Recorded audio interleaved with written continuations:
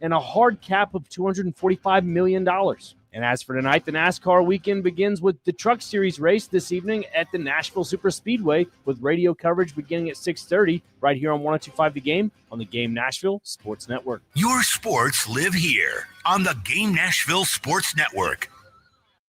Your sports live here. WBUZ HD3 Laverne. We are the Game Nashville Sports Network. ESPN 94.9. The Fan. 30 years of the best sports talk in Middle Tennessee. It's the George Plaster Show, featuring Tennessee Sports Hall of Famers Kelly Holcomb and young gun Billy Derrick. And now, here's your host, George Plaster.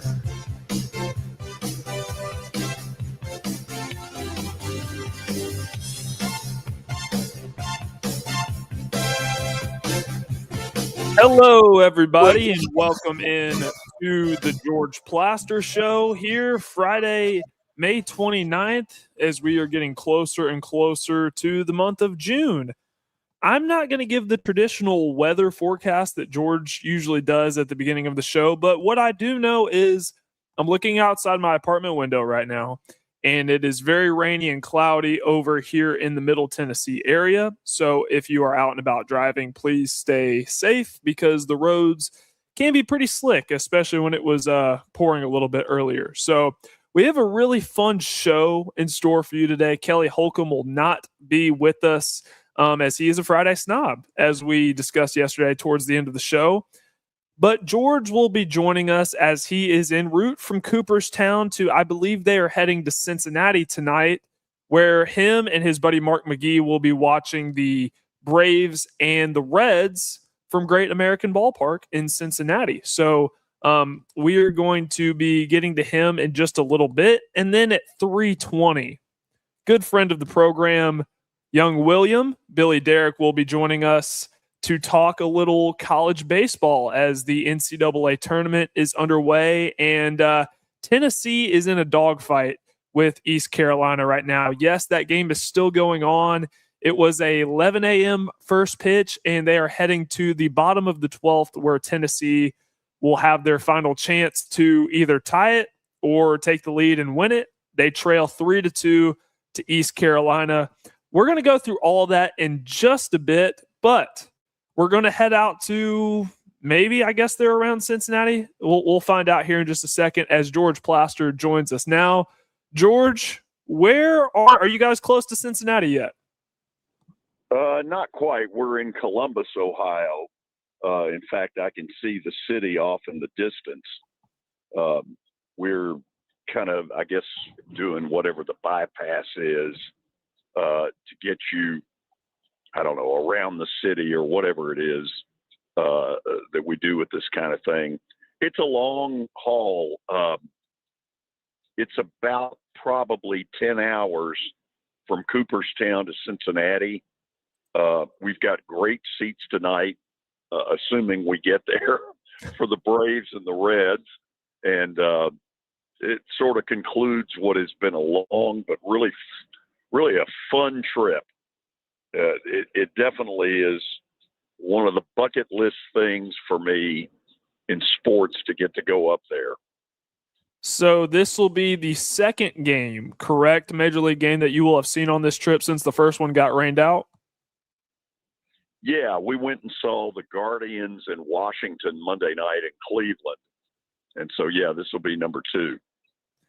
Have you been keeping up with what's been going on in the NCAA tournament in college baseball? Have you been able to see anything? No, I haven't seen anything, but I've been keeping up with it on my little score thing. East Carolina's a good baseball team. Some people will remember that Vanderbilt got them in a super regional, I want to say, 4 or 5 years ago. East Carolina's had a good program. This was never going to be an easy draw. It has been a pitcher's duel for a majority of the game. They are in the bottom of the 13th. Jay Abernathy has struck out for Tennessee, so now there is one out. East Carolina is up 3-2, and things look pretty bleak as we were in the bottom of the ninth not too long ago, and Henry Ford hit a solo home run to tie things at 2 and send it to extras. They're in the bottom of the 13th right now. Let's go ahead and get you caught up on some scores from around the NCAA tournament. Brandon, if you could, hit the music. So East Carolina, as I just said, up 3-2. Tennessee is up to bat, 1 out in the bottom of the 13th. Here is one of the more surprising scores. Milwaukee, a 4 seed in the Auburn Regional, taking on the Auburn Tigers. They lead Auburn 12-7, and they are heading to the top of the 8th, where Milwaukee will step up to the plate. Texas is running away with Holy Cross as they lead, and I kid you not, 18-0 in the top of the 8th. Florida and Rider down in the Gainesville Regional, tied at 7 apiece in the bottom of the 9th. The last chance for the Gators if they want to walk it off. In the Starkville Regional, local team Lipscomb, they trail 4-0 in the bottom of the 7th, so keeping things respectable. South Carolina Upstate leads Oklahoma State in the Tuscaloosa Regional 6-5 in the top of the 6th. UCLA and St. Mary's deadlocked at 0 in the top of the 4th. UCLA, the number 1 overall seed in the tournament. Washington State, Oregon State, Pac-12 foes, traditional rivalry. Bottom of the 4th, they are tied at 1-1. Florida State and St. John's, they are underway in the Tallahassee Regional, but that game has been delayed due to rain. And those are all the scores that we have so far. We do have a couple games that are set to start here in about a moment. Texas A&M and Lamar from the College Station Regional, and Nebraska and South Dakota State. Nebraska hosting a regional for the first time in what seems like a long time. So that'll be a fun one to talk about. In the Women's College World Series last night, things got interesting. George, I don't know how much softball you've been able to consume. Did you see what happened at the end of the Arkansas-Nebraska game? No, I have no idea. This one was fun, and I unfortunately fell asleep. I did have it on the TV. I was going back and forth between the Spurs and Thunder, and then when the Spurs started to run away with things, I did flip it on over to Nebraska and Arkansas. So they did go to extra innings, and Nebraska has one of the best players in the country by the name of Jordy Fromm. You may remember her as Jordy Ball. She did get married over the offseason, changed her last name, so that's why she's Jordy Fromm. But they walked things off in 10 innings, so they went to 3 extras, and they beat Arkansas 5-3 in the Women's College World Series. Alabama beat UCLA 6-3. Tennessee, we talked about this a little bit on the show. They beat Texas, the defending national champion, 6-3, and Texas Tech beat Mississippi State. So tomorrow, the Lady Vols are going to have a chance to do something they haven't done in a long time, and that's win their first 2 games in the Women's College World Series. They'll take on Texas Tech tomorrow. George, Karen Weekly has done a phenomenal job with the Lady Vols softball team. Yeah, they basically have been what the Lady Vols were under Pat Summitt, and that is every year they're a threat to win it.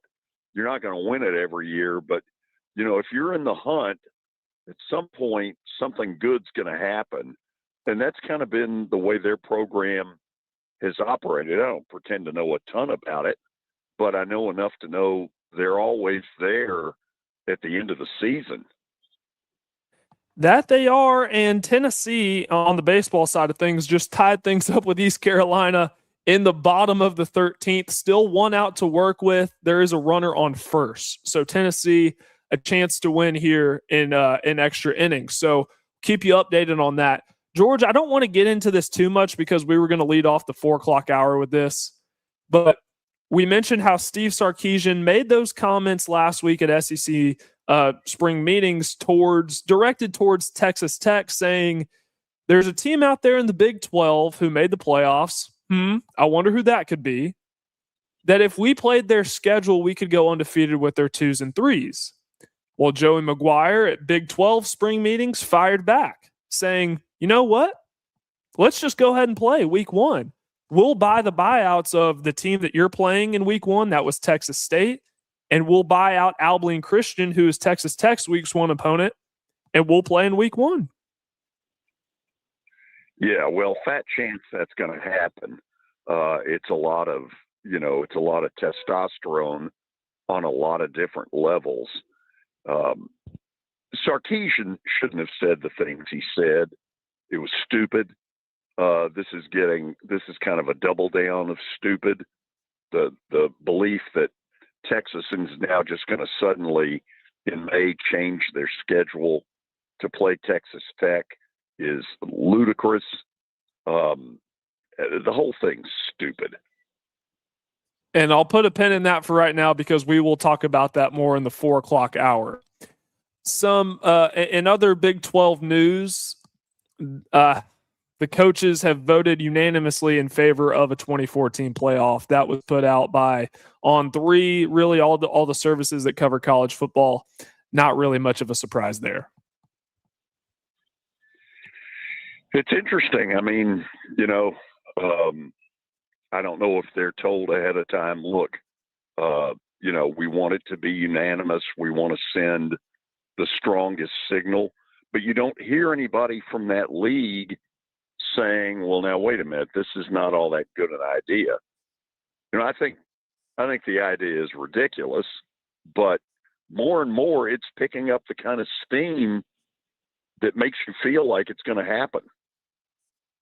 And I know we've been talking a lot about this. It seems like, not really a groundbreaking statement or anything. These coaches are really just trying to save their butts because the Big 12 on average typically is not up there with the SEC and Big 10. So having a 2014 playoff would obviously give them a lot of opportunities to get more than 2 teams in the field. So it's no wonder that they're in favor of this. But moving on to the NFL, there are some hot quarterback battles that are going to be occurring this offseason. One of those will be in Minneapolis, where J.J. McCarthy, who was a first-round draft pick 2 years ago, and Kyler Murray, who they picked up from the Cardinals this offseason, they had some words when asked about this quarterback battle that they're having. Kyler Murray basically said that JJ has handled everything very well. They're competing and they'll see how it goes. JJ did not handle it as well and hinted that there might be some awkwardness in the room as they go throughout film study and things like that. So I'm not sure if you saw the clip, George, but probably not handled the best by young JJ. Well, this whole thing revolves around the fact that, 2 years into his pro career, nobody's got any great level of confidence in him. He could have quieted all this down over the last 18 to 24 months by playing a whole lot better. The Vikings have felt like they had no choice but to bring Kyler Murray in, and it's going to cause issues. It just is. And, stay tuned because there's probably more coming. And I'm not necessarily surprised this happened. I'd love to ask Kelly maybe about this next week because when you have 2 guys that are in legitimate competition for the QB1 spot, you expect these kind of things to be said.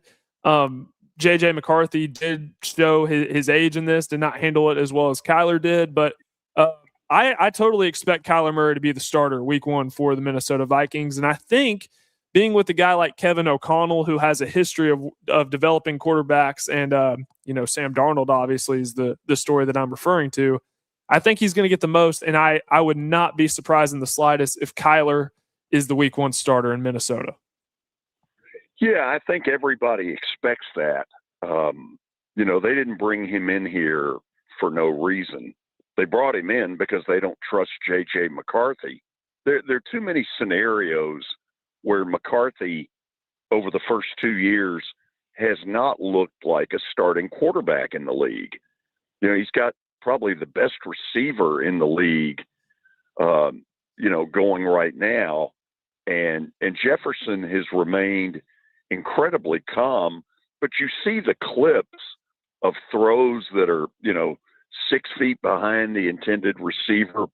McCarthy's brought all of this on himself because he just hasn't played to the level that anybody thought he would when they drafted him so high. That, and he hasn't been able to stay healthy, which is a huge problem in the NFL if you're not available. So definitely one of the hot quarterback battles going on this offseason. George, I'm not sure if our man Victor Wembanyama has been listening to this show, but he responded last night as the San Antonio Spurs beat the Oklahoma City Thunder 118-91. Wembanyama went off for 28 points, 10 rebounds, and 3 blocks, and they will play a Game 7 from the Paycom Center tomorrow night at 7. Yeah, I was shocked at how little OKC brought to the table last night. The truth of it is they got the hell beat out of them. And, you wonder, is there any carryover? I don't think there will be. I still think Oklahoma City is going to win this series. But, the Knicks are sitting there well rested against whoever it is they get. And you wonder if at some point in the championship series, if that becomes an issue for either Oklahoma City or San Antonio, the fact that they've had to go to the limit and the Knicks have sat there, in a rocking chair.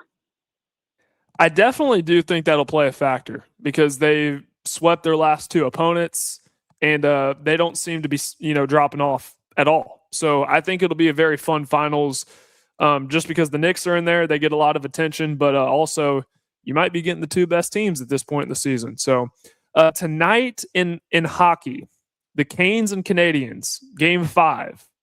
George, I think I know which way you're leaning. It's over.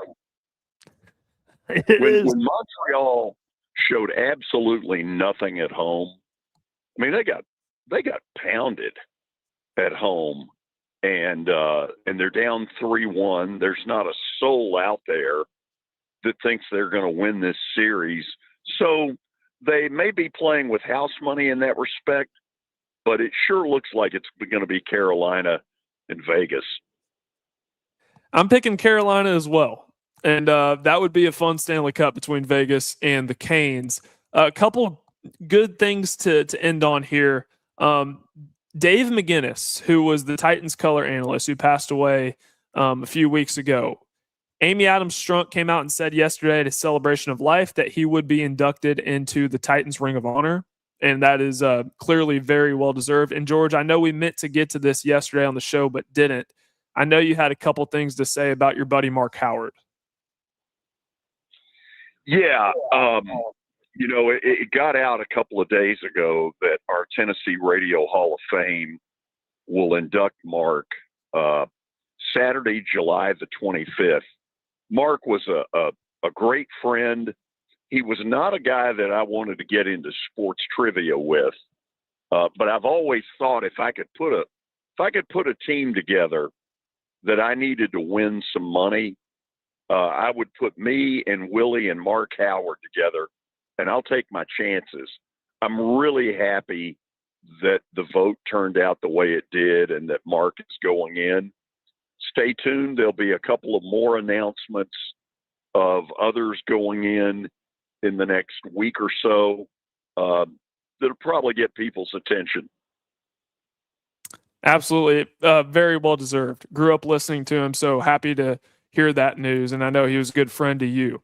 All right, we are going to head to our first break. When we come back, young William, Billy Derrick, will join us to talk some college baseball as East Carolina has just gone up 4-3 on the Vols. We'll talk about all that with Billy coming up next on the George Plaster Show. When I got my first car, my dad told me, keep the gas tank full and my number on speed dial. Now parents are telling their kids, save 615-242-9000 just in case. I'm Blair Durham. If you or someone you love is in a wreck, call us. We're here to get you the money you deserve. It's easy to say good things about the folks at Strike and Spare Family Fun Centers. Number one, I trust them with something that's near and dear to me, the Plaster and Friends Celebrity Bowling Night. But more importantly, I see the fun people have. They enjoy the bowling. They enjoy the camaraderie, and you will too. Come by any of their locations and get ready to have some fun. At Wilson Bank and Trust, we believe you shouldn't have to choose between personal service and digital solutions. As your local independent bank, we're proud to offer the relationships and trusted service you expect, along with the tools and technology that keep you moving forward. So whether you're growing a business, buying a home, or planning for the future, we're here to help. Because this isn't just where we work, it's where we live too. Wilson Bank and Trust, here to get you there. Member FDIC. Trust. Are you looking for expert medical care in Nashville without leaving your home? Medical House Calls brings concierge-level health care directly to your door. Whether you need urgent attention, ongoing primary care, revitalizing IV therapy, or medically guided weight loss, our experienced providers are just a phone call away at 615-838-2375 or go online, medicalhousecalls.com. Are you tired of living with back pain? What would you do if the pain was gone? At the Dr. Gill Center, we've helped thousands of people over the last 30 years break free from pain and get back to living life. We're committed to your outcomes, and our caring team listens, understands, and offers real solutions to neuropathy, back pain, and joint pain without unnecessary surgery or medication. Choose the clinic that listens. Choose the clinic that cares. Call the Dr. Gill Center today at 615-882-4838. Let's make your pain-free life a reality. 882-4838. Let's make your pain-free life a reality. ESPN Radio lives here. Your sports live here on ESPN 94.9 The Fan.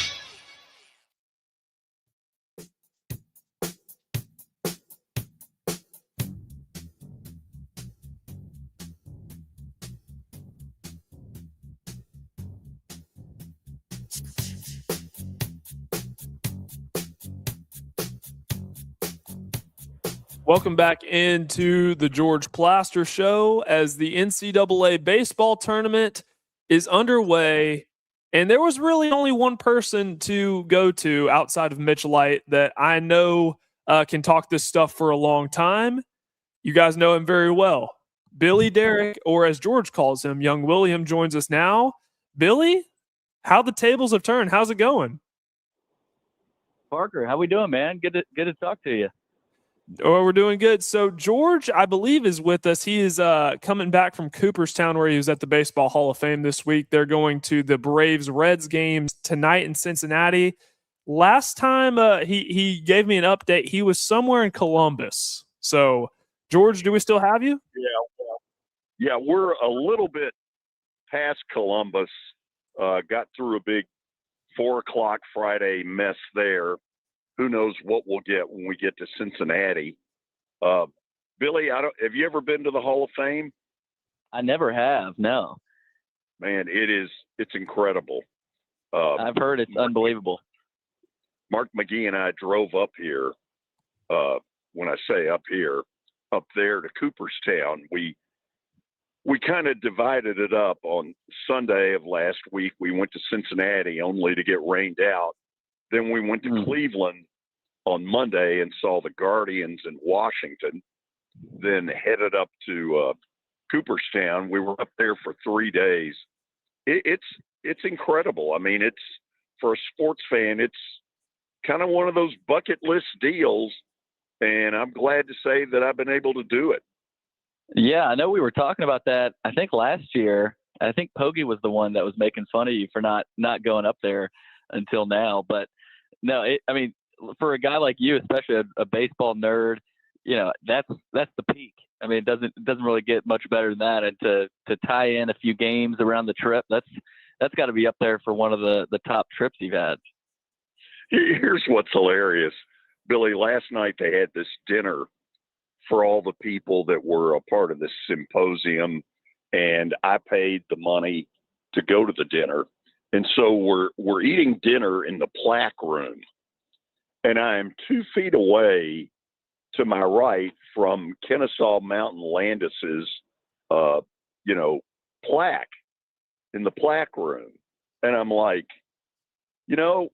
if you get to eat dinner in the plaque room with Commissioner Landis, you've made it. You have in the baseball world, you've made it. That's not a bad spot to have dinner at all. No, it was really it was just surreal, and it was great, and I loved it. Yeah. Good for you. That's awesome. I've been to, I think the stadiums I've been to Atlanta. I've been to Turner Field and Truist. I've actually been to PNC Park, which is incredible. And then outside of that, I've been to Busch Stadium. But that's it. I'd like to make a trip like that where you go to maybe the Midwest, you hit Cincinnati, St. Louis, maybe Cleveland. I'd like to make a trip like that because, man, I think I saw on your Twitter, there's nothing like being at a ballpark, no matter whether it's early in the season, late in the season. There's something special about it. Yeah, and especially for, like you called it, a baseball nerd like me.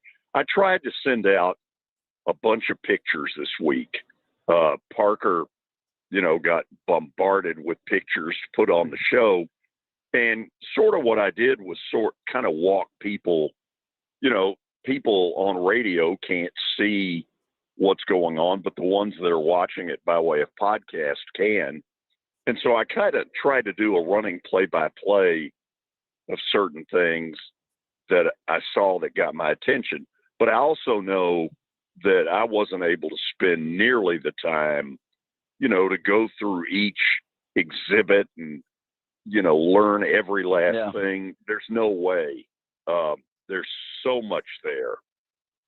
Yeah, that's one of those where you get stuck at one exhibit and then it's time to go, and you're like, man, I've got 3 or 4 more I wish I would have hit. That's what happens to me at whether I'm at a like the College Football Hall of Fame. That's not nearly as big, but it's always cool to go, to a place that you're learning about a player from 1940, and looking at the equipment that they'd wear. But yeah, that's a trip I do want to make.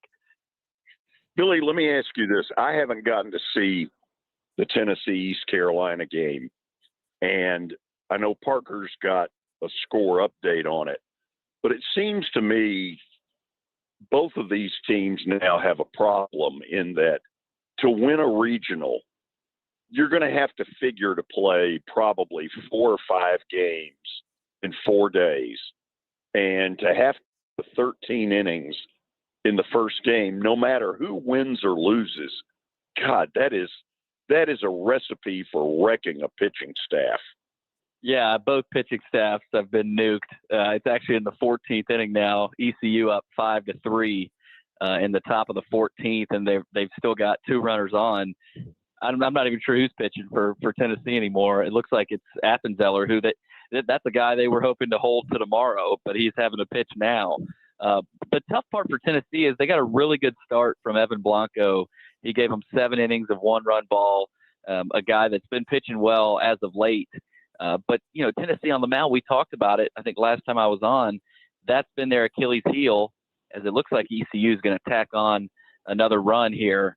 But it's unfortunate because, Tennessee's been able to hit the ball well. They've been able to play defense, but the pitching, and when you get into their bullpen, the gates have sort of come open, especially right now and throughout the season. But you hate it to happen right now when you get a good start. You had a good bullpen effort from Bo Rudy.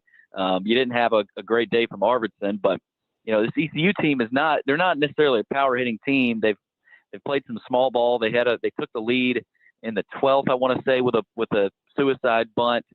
But Tennessee, it's hard. This baseball game can be so cruel.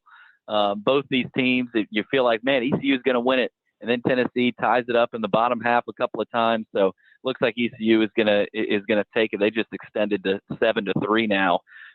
But yeah, even for ECU, obviously if they hold on here in the bottom half, you don't have much confidence for them if you're an ECU fan to face up with North Carolina most likely tomorrow night. Your pitching staff's just so depleted. So this is the worst case scenario for a team, especially in the 2-3 game, to be playing through the 14th inning and just have your pitching staff depleted.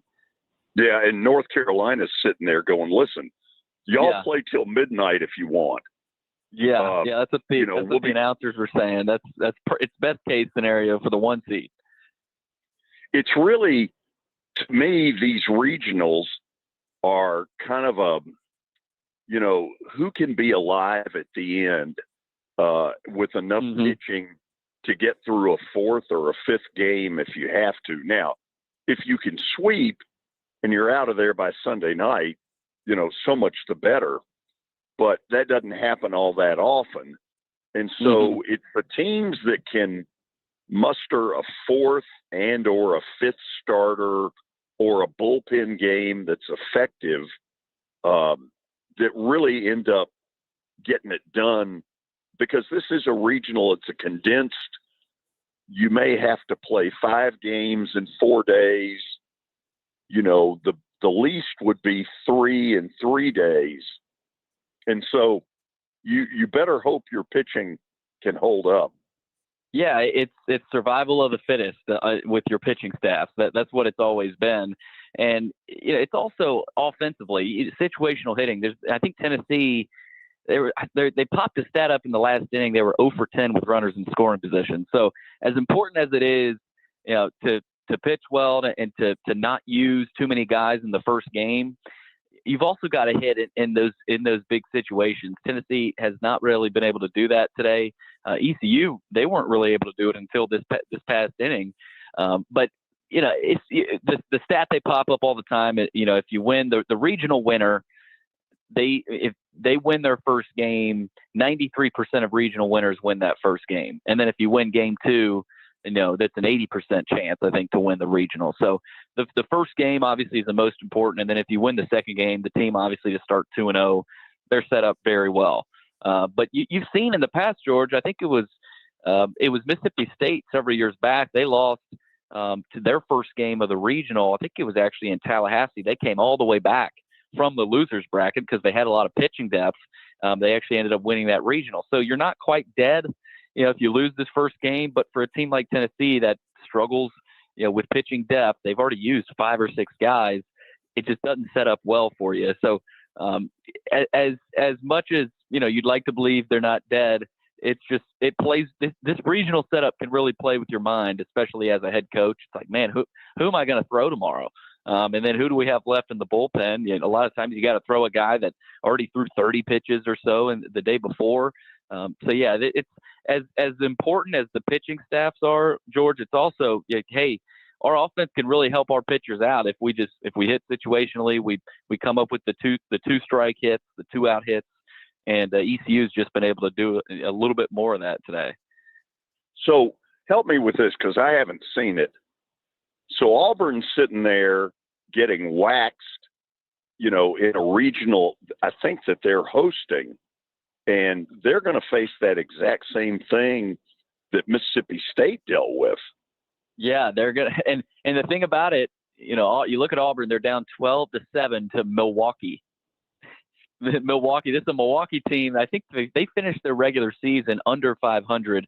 They went on a run and they won their conference tournament. They walked off Wright State in the conference championship. Wright State, a team obviously that knocked Vandy out this past season, obviously, and so it's just you don't know what's going to happen. This tournament here is almost as it's more crazy than March Madness in my opinion. Ryder took Florida to the ninth, and that was a close one. I think Florida had to pull that one out late, 8-7. Southern Miss lost to Little Rock. That was the first 4-1 upset. But yeah, you talk about Auburn, George. I don't think Auburn is a team that's dead yet. Of course, if they lose, they've got a very deep pitching staff. So they're a team, especially being at home. I don't think they'd be dead yet. But again, you never want to lose that first game. And the flip kind of scripts if you're Milwaukee. You might have beaten Auburn today, but it only gets harder when you got to go through your third pitcher when you face Auburn again potentially down the road. So this has happened for teams, like I said, that have come out of the losers bracket. Auburn's a team that can do that. So Joe, I wouldn't be surprised to see this Auburn team come out of the losers bracket and potentially see them on a Monday night with a chance to win the regional, since they do have a ton of pitching. Yeah.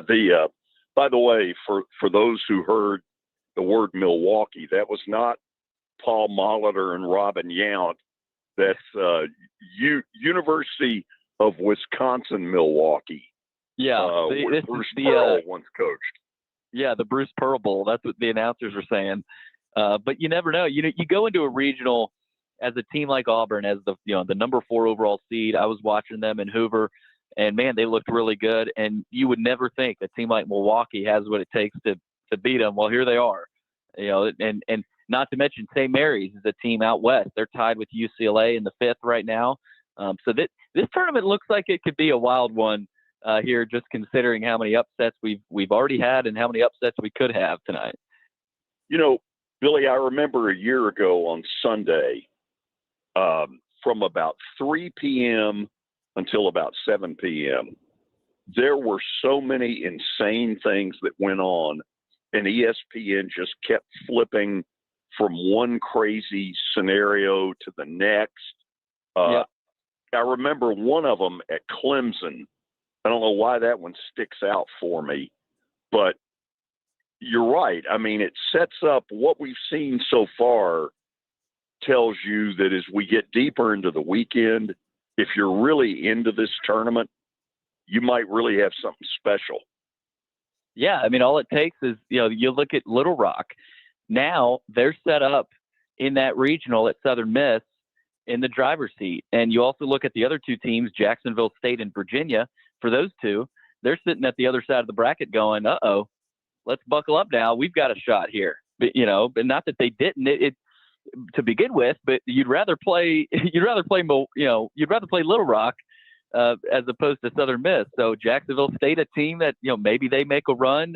It's just crazy how this bracket, the same way March Madness does, this bracket can really open up for you, just like it does in March Madness. So that it's so unpredictable. There was a great game earlier, Liberty and Boston College. Boston College took a lead late in that, and then Liberty, they either walked it off or took the lead in the top of the ninth. That one was 2 crazy. in the 9th. Yeah. And there was a couple other crazy games. I talked about the Ryder one. They almost had Florida. Oklahoma State and South Carolina Upstate are in a close one in the top of the 8th right now. So yeah, all over the country you've got craziness, and it seems like this is the case every year. I'm glad people around the country are starting to get a better, closer look at just how crazy these college regionals are, because anybody that's watched college baseball over the years, this is how it usually is. Now, this one's been crazier, I think, than normal, but it does feel like the talent. I don't know if you guys have talked about this with Mitch, but the talent has been so condensed across the country that a lot of these mid-majors are just as good as a lot of these Division I teams. Billy, I'll give you a funny story from years gone by, because one of the reasons that the little guy maybe has a chance is oftentimes they'll throw out an ace in the opening game that nobody expects. I can remember years ago, Lipscomb was the A-Sun tournament, and it was one of those years where they didn't even qualify. And I was the speaker at the banquet. Okay, now, probably never in history has a worse speech been given at a banquet. But 2 of the pitchers that were there, think about this, in the A-Sun, Jacob deGrom and Chris Sale. Wow. That's not too bad right there. DeGrom, where was DeGrom? Was he at Stetson? DeGrom, I think, was Stetson, wasn't he? I think DeGrom, he was. Stetson. Where was Sale? Sale was Florida Gulf Coast. That's right. Yeah. You never know. There's a couple of good there was a great pitching matchup in that Liberty Boston College game, and ECU that I'm sure Parker was watching. They had a guy, Ethan Norby, this little lefty. Looks like he's barely 6 ball, but he was dealing. So that whether it's ECU, this VCU team coming up tonight against North Carolina, keep an eye on them. They've got some real talent. You look at a program like a Southern Miss, who, we in basketball we see Gonzaga build up to that level, but in baseball, it feels like there's way more teams like that out of the mid-major level. Like, watch Jacksonville State tonight. That's a really good team. They'll be playing Virginia in the Southern Miss Regional. So you're right, George. They know they've got an ace. A lot of teams are pitching off. Like, you could have a higher seed pitch off, and they may wait to throw their ace in the game too. But hey, you got you got to beat this team first, and they're throwing their ace. So they're coming to beat you. So you got to be careful with that when you do pitch off because it could come back to bite you. Billy, I remember the first time Vandy ever got into an NCAA tournament under Tim Corbin, and they were going to host the regional, and they drew Austin Peay.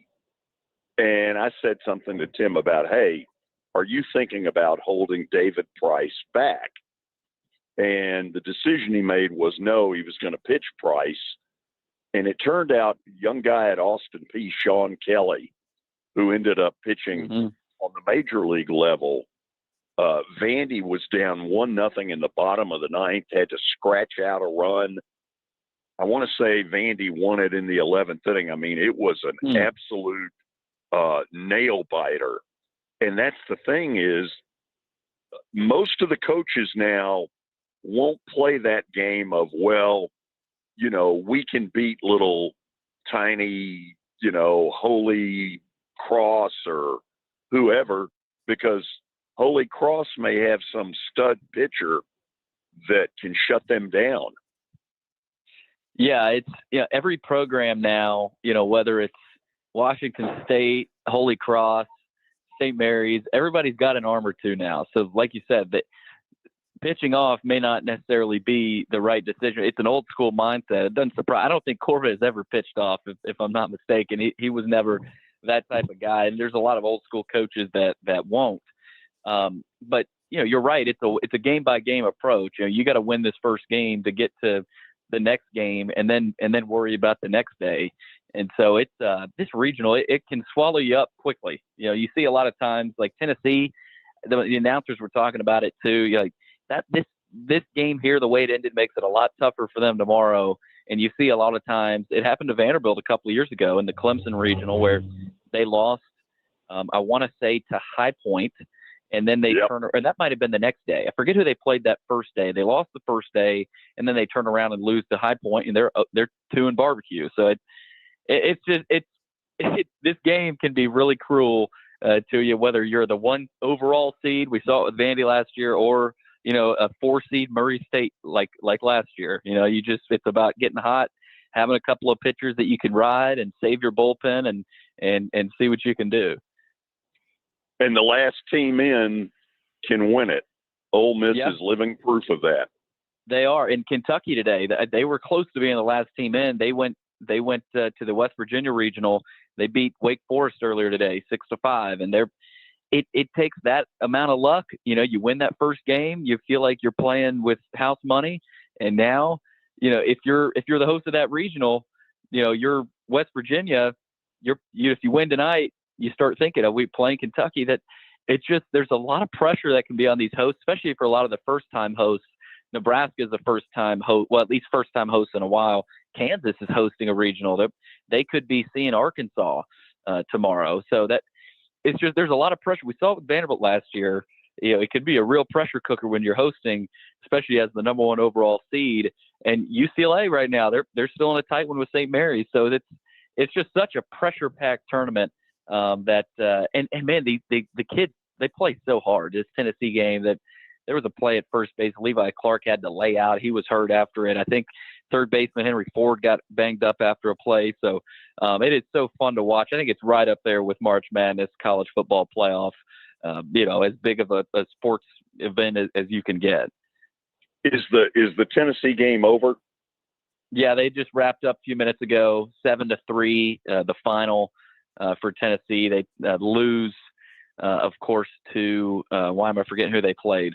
They played ECU, so ECU takes down the Vols, and again, North Carolina VCU tonight. So the winner of that will play ECU.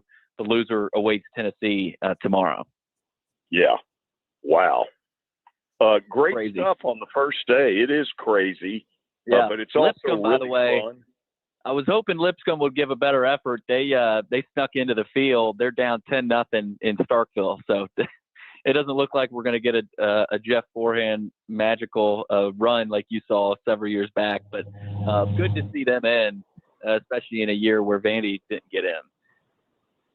Yeah, I mean the way they got in is almost a movie. You know, Yeah, they they play won a bunch of extra innings and didn't end Great. until about 12:30 at night or in the morning. good for them.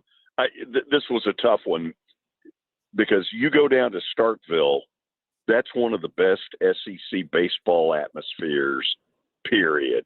Yeah, Parker, I know you gotta step in at some point for a break. Yeah. Hey, Billy, can you hang around? Sure. All right, we will we'll go to our second break of the hour, and when we come back, we'll continue our conversation with Billy Derrick, talking all things college baseball. This is the George Plaster Show. When I got my first car, my dad told me, keep the gas tank full and my number on speed dial. Now parents are telling their kids, save 615-242-9000 just in case. I'm Blair Durham. If you or someone you love is in a wreck, call us.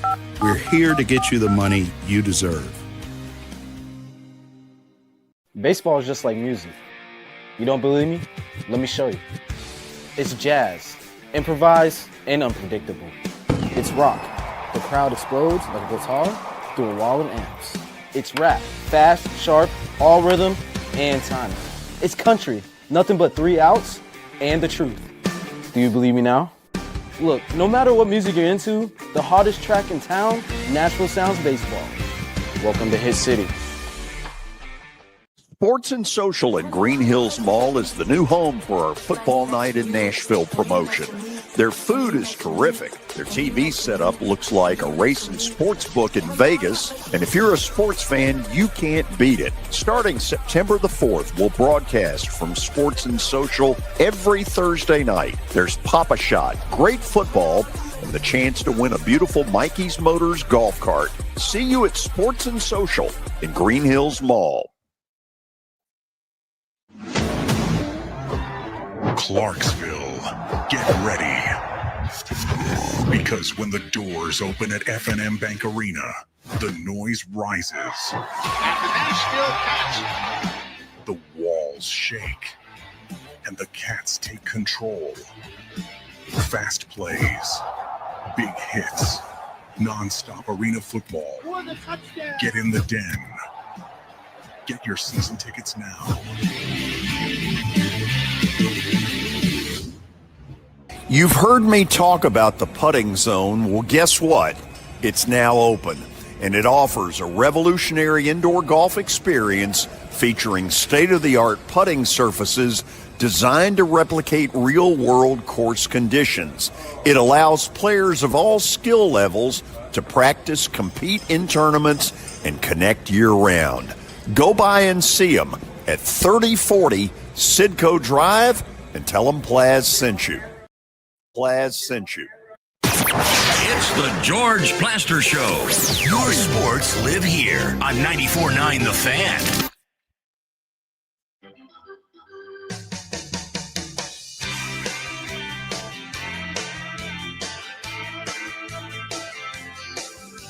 Welcome back into the George Plaster Show as we wrap up the 3 o'clock hour here with our good friend Billy Derrick, talking college baseball as the NCAA tournament is well underway. We already have some finals.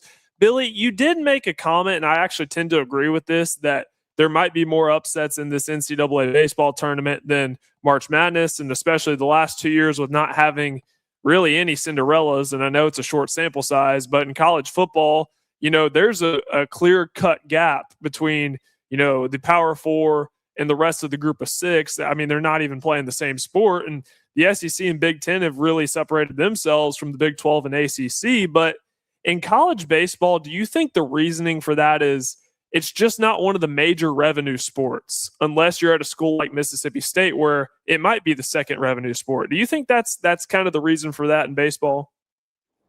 Yeah, I think you're exactly right. I mean, outside of Mississippi State, Texas, maybe Texas A&M, maybe UCLA, the team that those pack of teams that are really spending a ton of money, everybody else is sort of, out, they're having to fend for themselves. And, I know there's some other SEC schools that are spending a lot of money on baseball, but it's nowhere near what the football program is spending or the basketball program is spending. Like LSU football is still spending a boatload more than LSU baseball.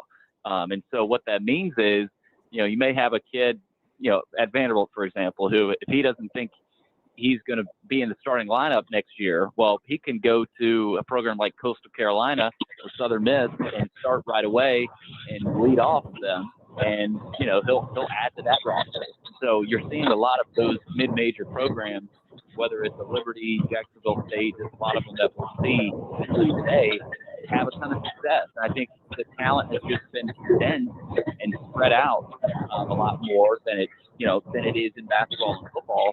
And I think you're totally right. I think that's exactly why, because it's not one of the top schools that's in sports. But you're looking at some of these crowds, there's still people that care and athletic departments that care about baseball. And now it almost feels like everybody's trying to invest in baseball, and it's made it a lot tougher to sustain success. And we've seen that with Vanderbilt. LSU didn't even make the tournament this past year.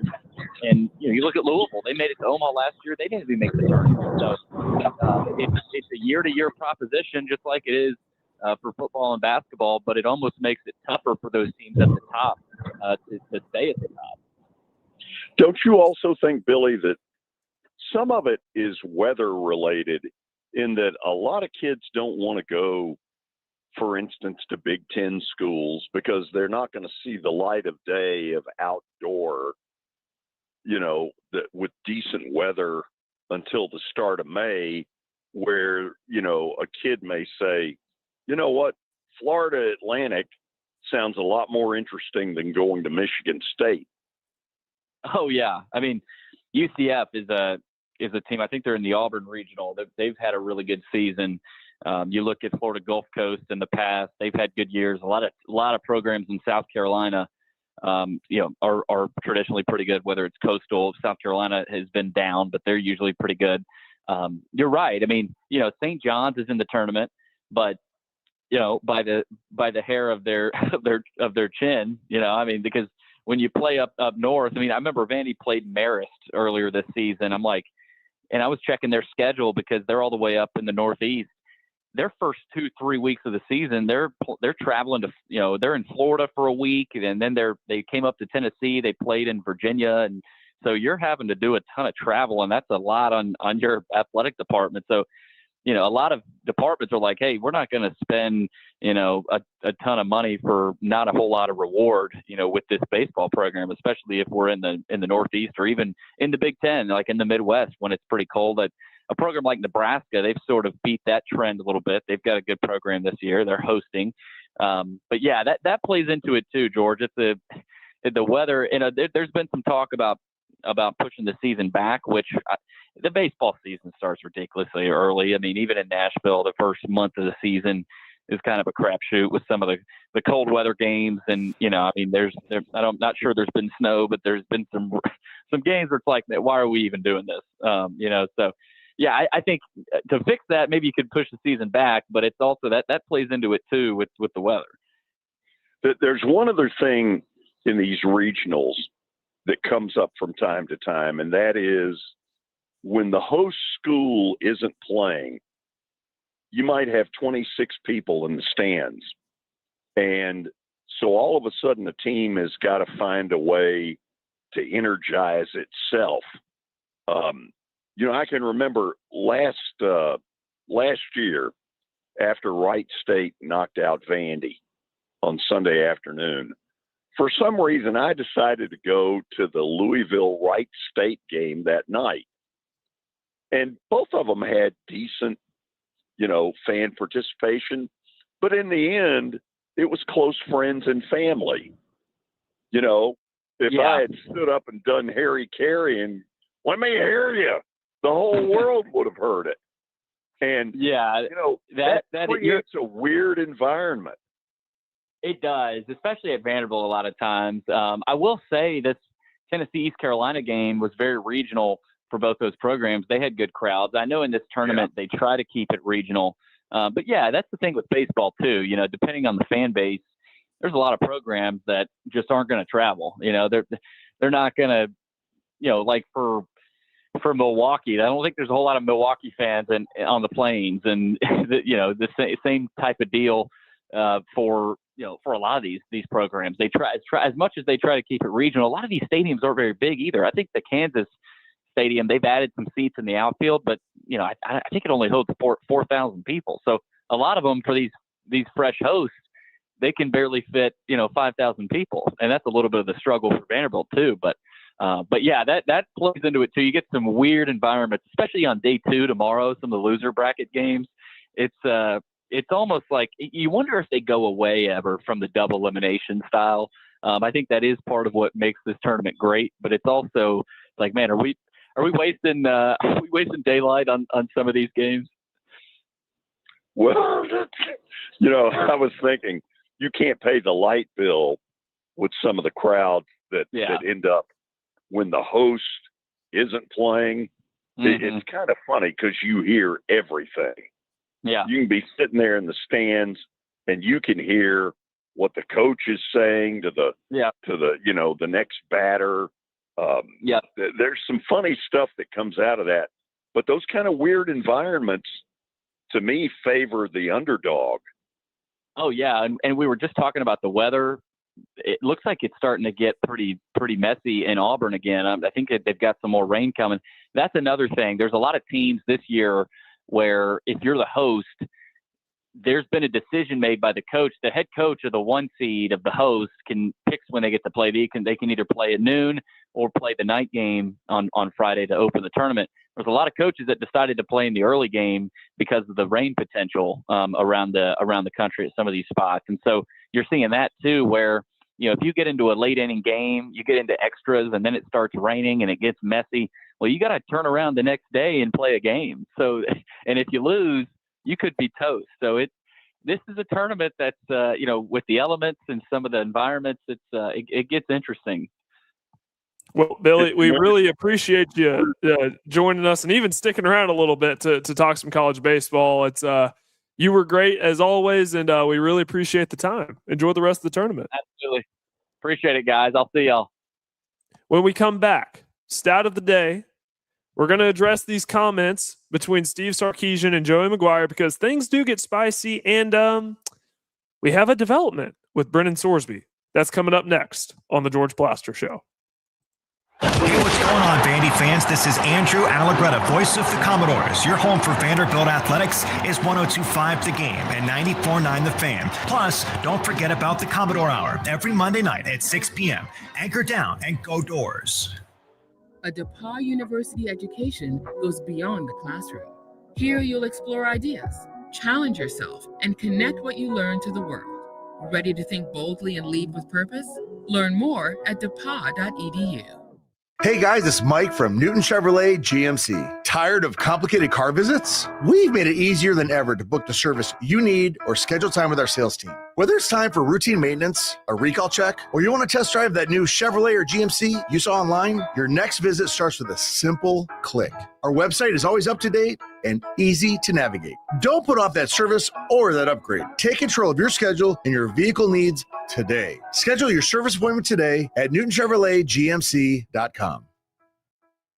Spring is here, and as the weather heats up, the sports action heats up at Circus Sports Kentucky. From baseball to basketball, hockey to golf, Circus Sports has it all. Circus Sports isn't just sports betting, it's sports betting the way it should be. High limits, player-friendly pricing, and enhanced in-game options. Whether you're looking for playoff futures or props on your favorite players and more, Circus Sports has you covered. And don't forget to visit Kentucky's largest sportsbook, Circus Sportsbook, located at the Mint Kentucky Downs. Download the Circus Sports Kentucky app or visit circusports.com today. Must be 18 or older and located in Kentucky. Gambling problem? Call 1-800-GAMBLER. Now, here's your latest Fox 17 Code Red weather report. I'm Fox 17 meteorologist Greg Bopez. Our forecast in the low to mid-80s this afternoon with tons of humidity, and there will be scattered rain showers that continue, and at times there could be some heavy downpours intermittent with that and a few claps of thunder and lightning. No severe weather for us, though, for today. Your sports live here on the Game Nashville Sports Network. Hey guys, Big Joe from my friends over at Busy Bee. Listen, I'm a Beehive member and I want you to be one too because it is awesome. Listen what they got going on right now. Special financing for new HVAC units. Up to 12 months, no payment, no interest. Also, you get a free Yeti Tundra 45 cooler with the purchase of a 17-seater or higher efficiency HVAC unit. Busy Bee has it all. That's why they are the best. Check them out today, busybeehvac.com. Call 775-7833. For the love of the climb.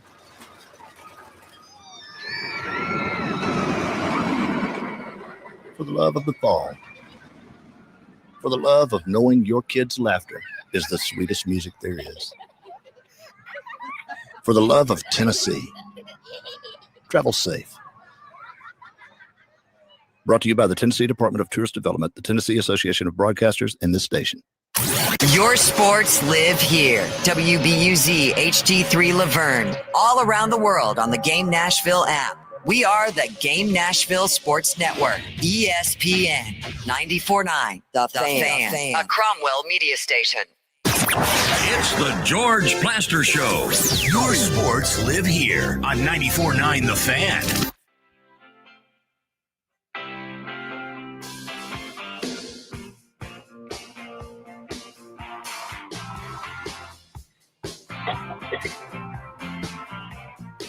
Time for our stat of the day, brought to you by Apple Collision Centers. George, considering where you just came from, you should have no problem answering this question.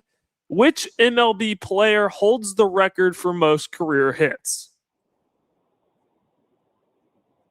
Now, are we talking active or are we talking Pete Rose?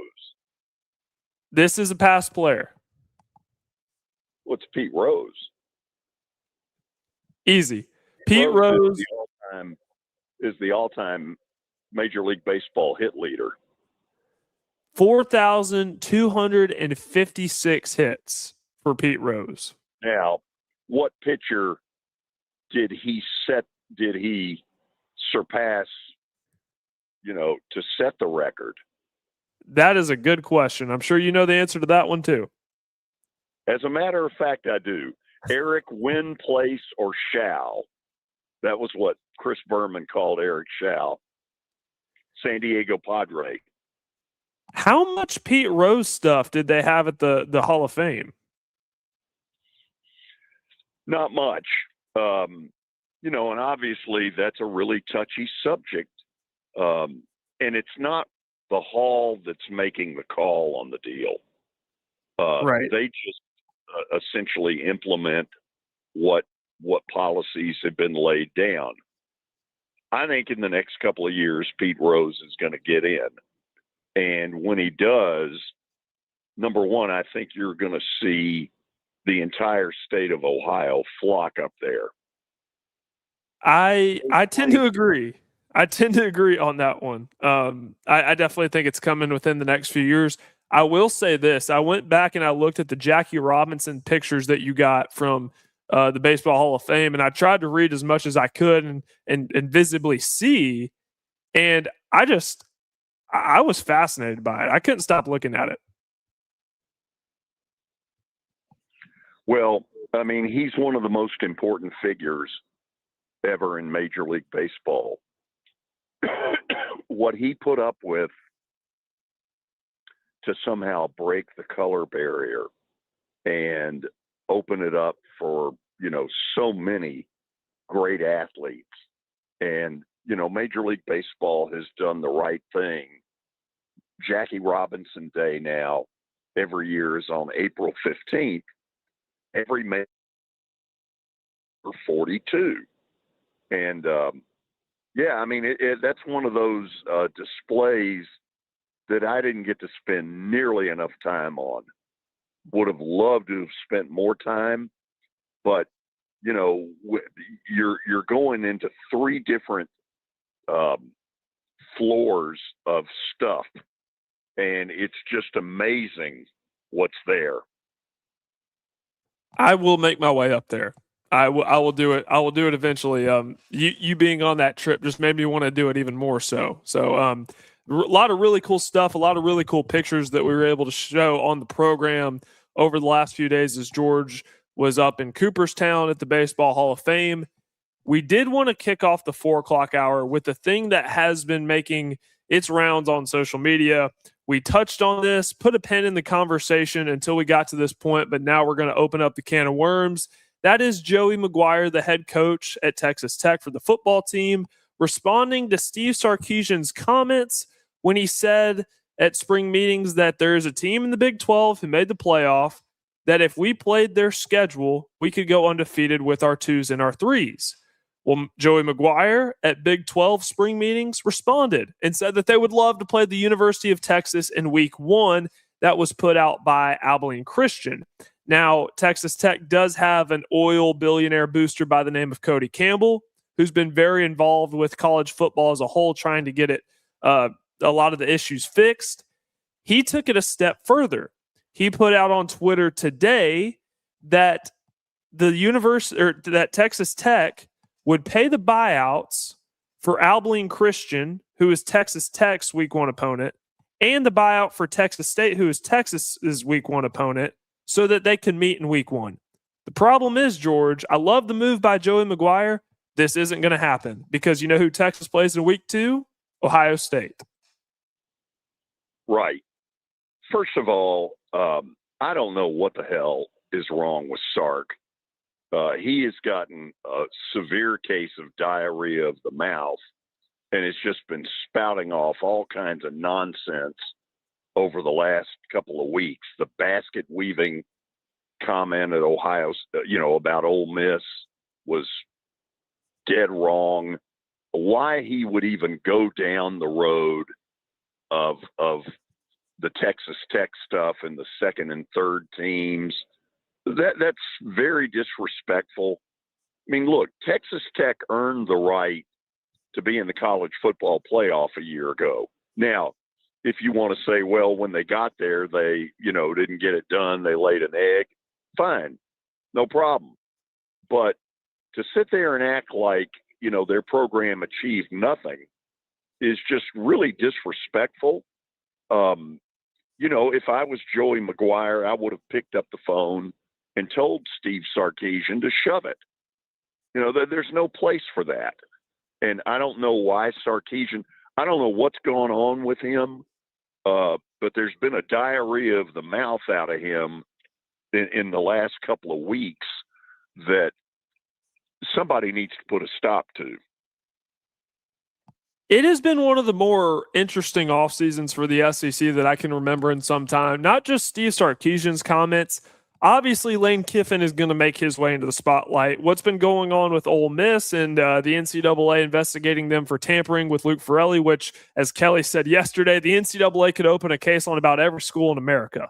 So going back to Steve Sarkisian's comments, George, to me, he's talking like a person because I think as of May 29th that Texas will be one of those teams who will be a legit national championship contender. I think this is the best team that Steve Sarkisian has had while in Austin. And they may win the national championship and Arch Manning may win the Heisman Trophy. Who knows? But when you're talking like this, to me, he's talking like he knows he has the best team in America. Look, he might. But I just don't think this is not how he ought to be operating. I just don't see the point. No, I agree. It's definitely not professional. I've never seen Steve Sarkisian really act like this, especially since he got really a second chance at this whole, college football, being a head coach. But for Texas Tech, when we had Eddie Nunez on the show, the athletic director at Houston, and I asked him the question, look, I really do believe that the way Texas Tech went out and spent all that money on assembling a team that went from, squeaking into bowl games to being in the college football playoff, winning the Big 12, really no problems. And this year, expectations are just a little bit higher because they spent a little bit more money. They got some more high-profile recruits. Texas Tech really sped things up for the rest of the Big 12. George, for the fans, this would be a huge win to be able to see a game like this and then see Texas, Ohio State in week 2, because if you look at the week 1 slate, it's pretty light. But at the same time, if you're discounting Ohio State and that you're forgetting about that week 2 game, look, just playing 9 SEC games, and Texas does have a lot of – I mean, they're at Tennessee. They play Oklahoma, Florida, Ole Miss. They play a lot of really tough teams. They're at LSU, at A&M. It's not exactly an easy schedule. No, but the bottom line is these football schedules are put in place in a lot of cases years ahead of time. And the whole, we'll buy out so-and-so so this can happen. I mean, give me a break. That's not going to happen. And, I read the same stuff you did, and I'm like, yeah, sure. Fat chance this happens. Here's a question for you, because we both know this isn't going to happen. But from Texas Tech standpoint, was this a PR win for Joey McGuire, knowing that Texas is not going to schedule them? They can't because they play Ohio State the week of, but it makes Texas Tech look like the big tough guy. Do you think this is a PR win for Joey McGuire? No, I mean, maybe a little bit. I just don't. I think it's kind of much ado about nothing, honestly. It gets a lot of talk, and I guess if you're in the business of trying to create talk around a program, I think what it really gets to is that there is an air, and there always has been, for a lot of the schools in Texas. They despise the University of Texas because they always think that Texas has this attitude that all these other schools are sort of a bastard stepchild. And Texas Tech is one of those schools that has felt that way. I remember, gosh, I don't know, it's been 10, 12 years ago where one of those ESPN Saturday night games, Texas Tech won in Lubbock, basically at the buzzer, and, against Texas, and it created, the tearing down of the goalposts and the whole big deal. The fact of it is you can take all the other schools in that state and they despise the University of Texas. They all say that Texas has this air of superiority about them. On this one, I just don't understand the motive for Sarkisian. And I think if I'm the athletic director at Texas, I might be calling him in going, what the hell are you doing? Why are you doing this? I would love to be a fly on the wall in Chris Del Conte's office because, and also too, Greg Sankey, why hasn't he come out publicly and said anything? At SEC Media Days, he was asked about primarily Lane Kiffin's comments, but also Steve Sarkisian's, and Greg Sankey basically said, I don't address those matters publicly, which, George, you and I know that's a load of BS. Yeah. There's just some things going on right now that I guess deep down I don't really understand. I think there's a frustration in the coaching world right now like I've never seen before. A lot of them privately might tell you, look, I didn't sign up for this.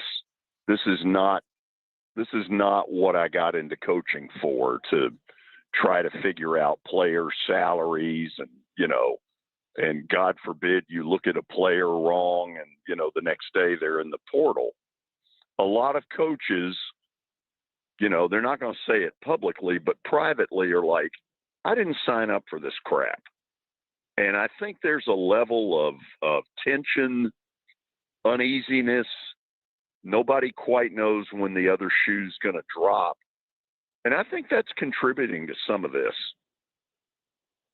As you were saying that, I was thinking of Shane Beamer, because there's this interview that I always go back to where Shane Beamer was talking about on this era of NIL and transfer portal that when he's not coaching and when he's not practice, a majority of his time is actually at fundraising events, trying to figure out different ways to grow the revenue so that he can go out and get these players. I'd say 10 years ago, that thought was not even crossing his mind. And now he has to delegate a lot of the X's and O's stuff to his assistants. So a lot of them had this idea of what being a head coach would be like, and fast forward to where we are now, and it is night and day different from what they had originally thought. Yeah, and I think, you've had a series of older coaches who have said, screw it. I've made enough money. I don't need the aggravation. But for the ones that are in their 30s and their 40s who have not made the big money yet, who probably wish they could find a way out, are having to stick with it, and they're not very happy with their profession. And I get it.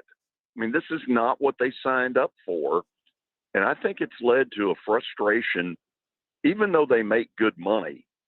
I can remember I asked a coach who I knew was not happy with, the way the new world order is in Division I. I said, what gives you pleasure? And he said, the only thing is that you simply outwin the other stuff. That winning is the only thing that can make it worth it.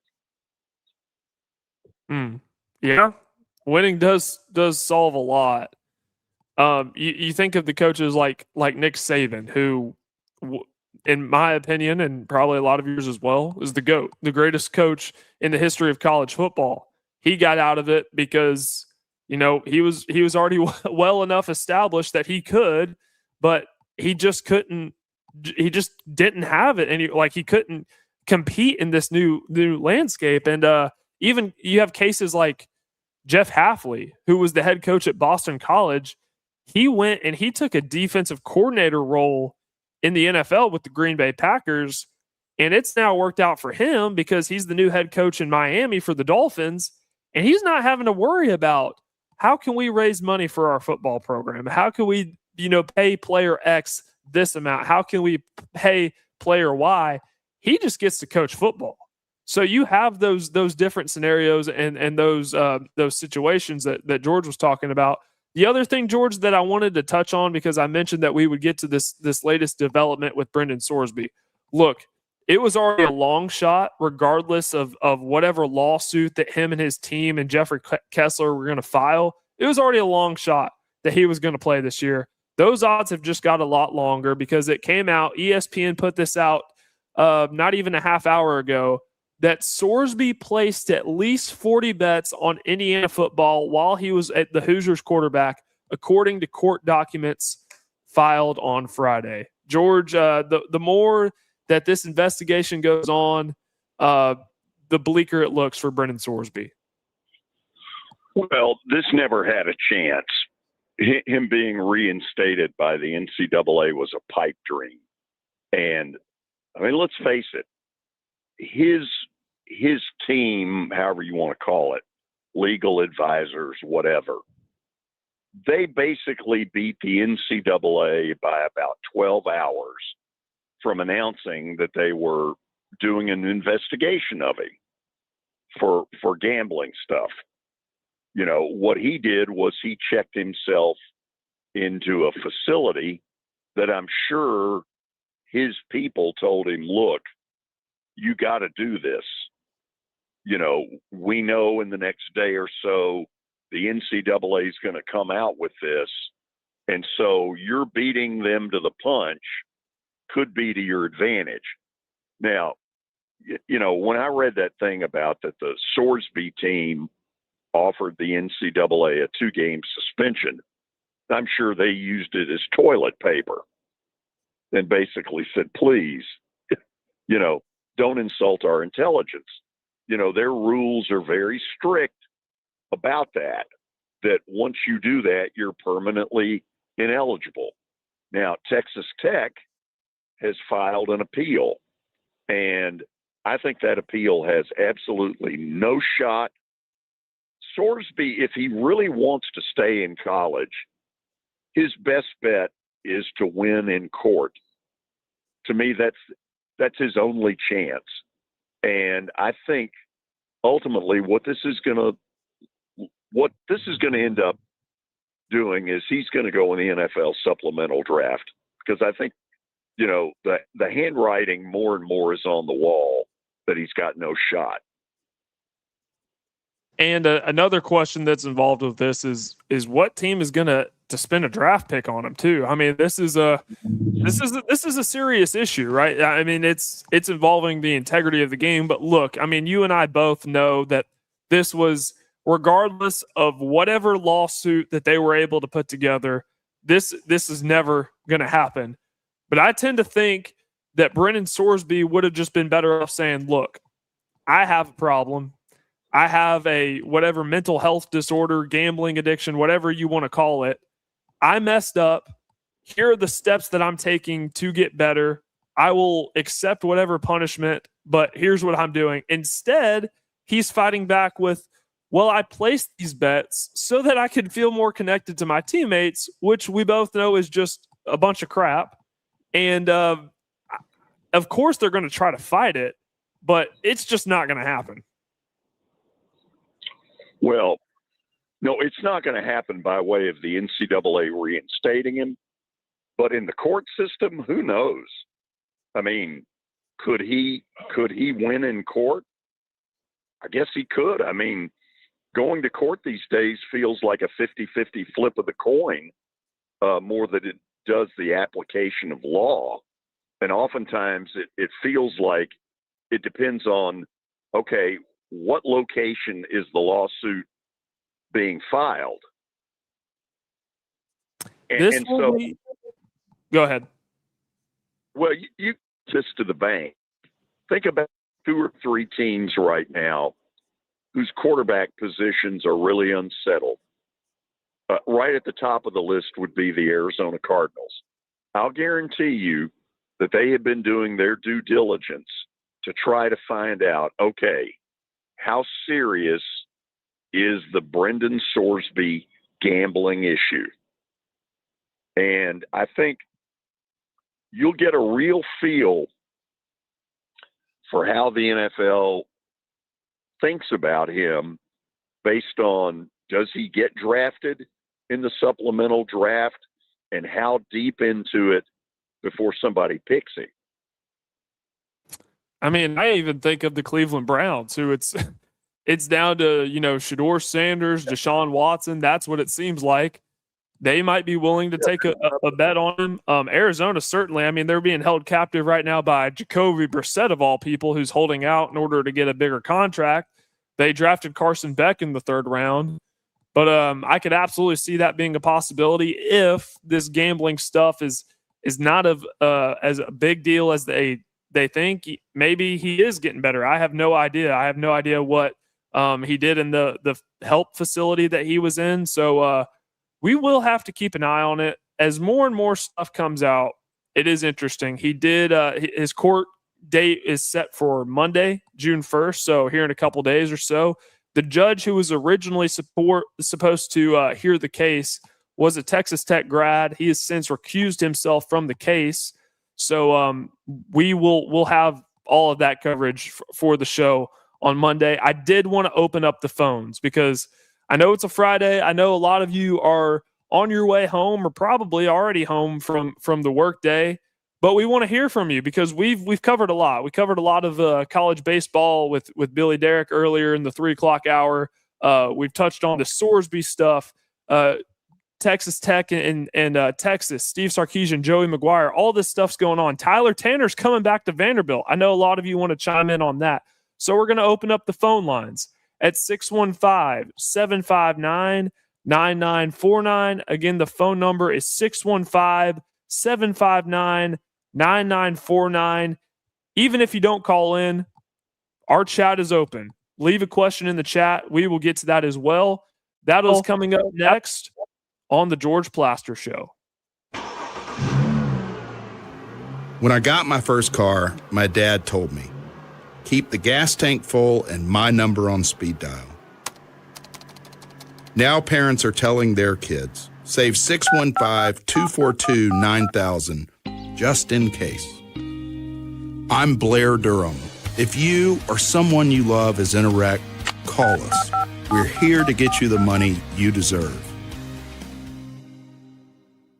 Venture Express has been helping people in this area for more than 40 years. They're headquartered in Murfreesboro with over 30 years of dedicated fleets involving production, manufacturing, and corrugated experiences. They're an asset-based company with over 700 tractors, 4,000 trailers, and 800 drivers. If you need their help, dial them up 615-793-9500 or log on to ventureexpress.com. You've heard me talk about the putting zone. Well, guess what? It's now open, and it offers a revolutionary indoor golf experience featuring state-of-the-art putting surfaces designed to replicate real-world course conditions. It allows players of all skill levels to practice, compete in tournaments, and connect year-round. Go by and see them at 3040 Sidco Drive and tell them Plaz sent you. Are you looking for expert medical care in Nashville without leaving your home?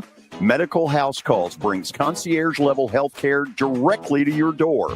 Whether you need urgent attention, ongoing primary care, revitalizing IV therapy, or medically guided weight loss, our experienced providers are just a phone call away at 615-838-2375 or go online, medicalhousecalls.com.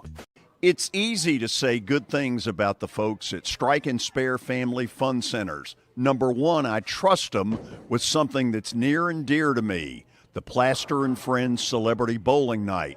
But more importantly, I see the fun people have. They enjoy the bowling, they enjoy the camaraderie, and you will too. Come by any of their locations and get ready to have some fun. You have a good time. So don't wait. Go have some bowling fun at Strike and Spare, the official home of the 4th annual Plaster and Friends Celebrity Bowling Night. ESPN Radio lives here. Your sports live here on ESPN 94.9 The Fan.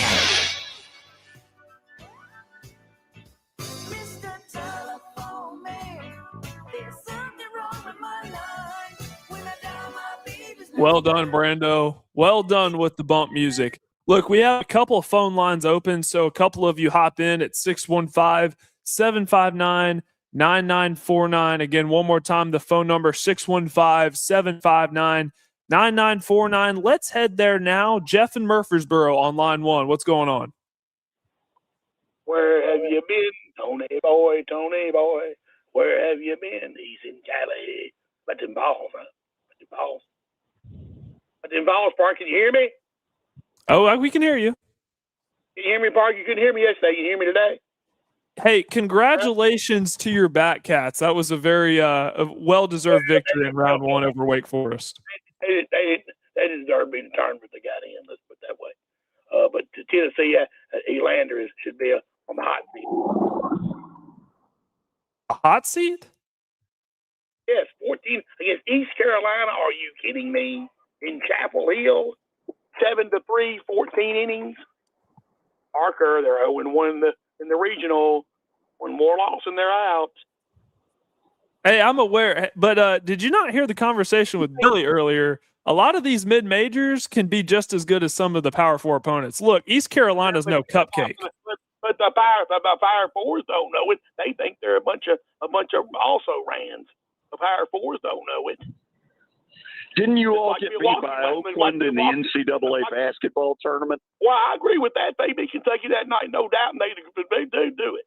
I'm just saying they don't. Kentucky overlooked them too. They all do. Okay, the Milwaukee Brewers beat Auburn this afternoon, 12-7, not the Wisconsin Milwaukee. So the SEC's 4-2 the first day. Kentucky won, Tennessee didn't. Y'all have a good weekend. See you. Thanks for the call, Jeff. We'll move on. Ben from Murfreesboro on line 2. Hey, Parker, how you doing? What's going on, Ben? Not much, man. Just tuning into this NBA series of the Western Conference Finals, and I'm very curious on how this Game 7 is going to unfold because there's a consistent story with the dominant games Victor Wembanyama's are having that accumulates to the victories. So do we see Victor Wembanyama continuing his success this series and dominating against this helpless OKC Thunder team as we saw in Game 6? Or do we see Shai Gilgeous-Alexander having probably hopefully a good game in Game 7?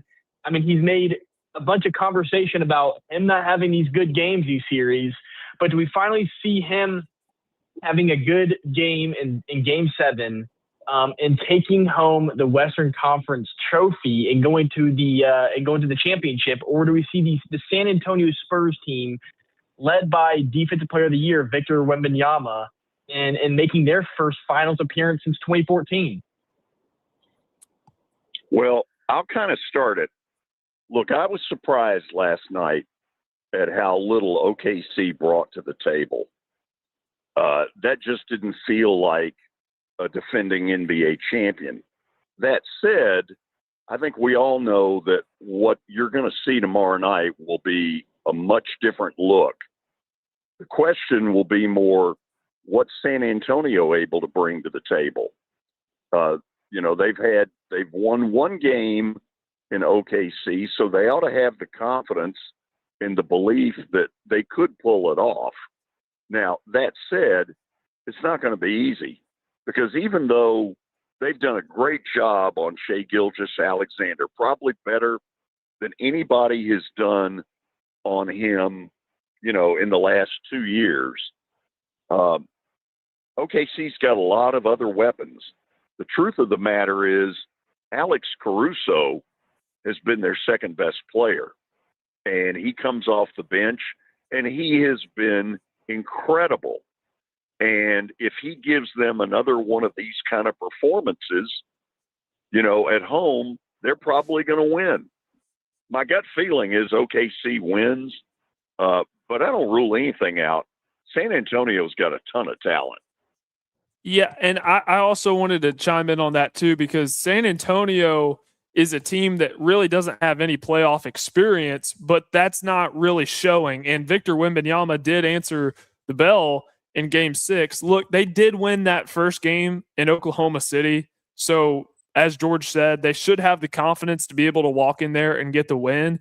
But with the way the series has gone since Game 1, it's going to be hard for me, even if Victor Wembanyama plays well, that certainly gives them a better chance. But it's hard for me to imagine San Antonio winning 2 in a row against the Thunder, considering that Game 7 is going to be in the Paycom Center. Now, here's the thing that Parker and I both agree on. The Knicks are going to be your NBA champions.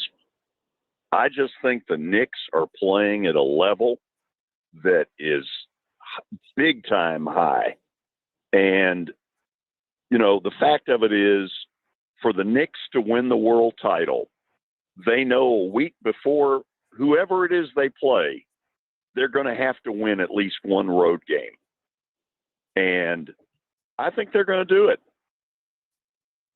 No, absolutely. I agree as well. I think it'll be awesome to see an East, other than the Celtics a couple years ago, I think it'll be awesome to see an Eastern Conference team win a championship, because I feel like it's been heavy Western Conference when it's Denver, Thunder, all those sorts of teams, Lakers, like the dominance of the Western Conference overpowers the Eastern Conference. So I think it'll be interesting, hopefully, to see a Knicks team win a championship since 1999. I think that would be awesome for the NBA.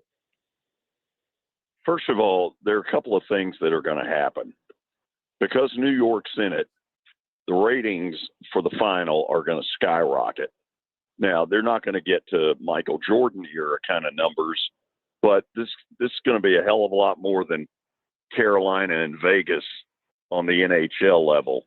I think that's going to be a ratings mismatch.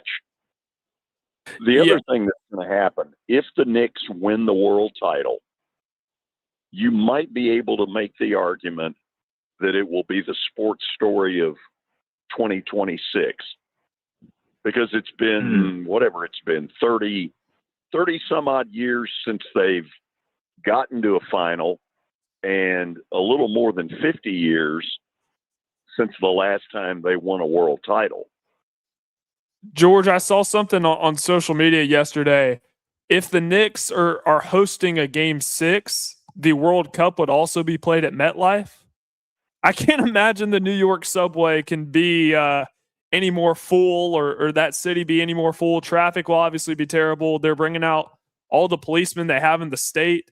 But this isn't exactly going to be Celtics-Lakers, but it'll surely do better than last year when it was OKC and Indiana in terms of ratings. The fact that you have the Knicks in there for the first time since the 90s, that is going to do insane numbers. Yeah, it's going to be a lot of fun. Tomorrow night's going to be a lot of fun. I'm curious to see how it turns out because I don't guess I'd be shocked at either team that wins. But I'll say this. I'll believe it's not OKC when I see it. I agree. Ben, thank you for the call. Let's go to Dave in the Gulch on line 3. Dave, thank you for the call. Thank you. I got a question about baseball. Let's do it. Go for it. What's the hardest position in baseball to play? Ooh, the hardest position to play.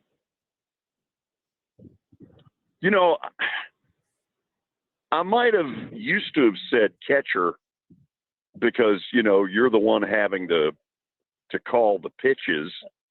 With the pitch comm, now the pitcher may have a little bit more of a determining factor. I guess I've never really thought about it. I guess I'll go pitcher.